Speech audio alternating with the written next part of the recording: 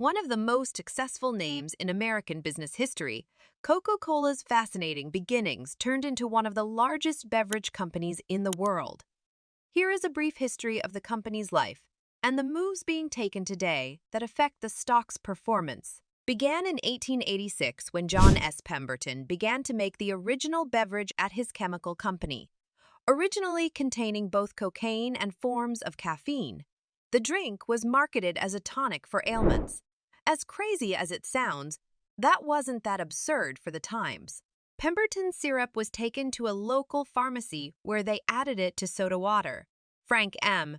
Robinson, Pemberton's business partner, came up with the name Coca-Cola as well as the design that everyone knows so well. Pemberton's creation wasn't his for long, as investors soon jumped in on the potential of the beverage, and expansion took off past the beginning territory of Atlanta.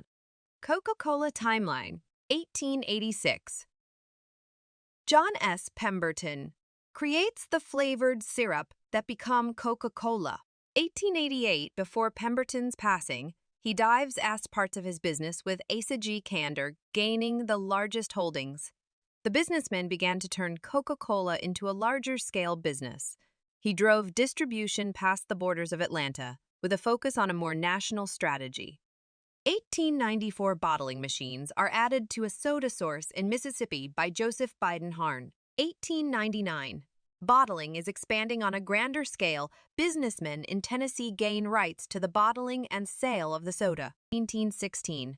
The year that the unique classic glass bottle, with its contoured shape, came into the picture. 1971.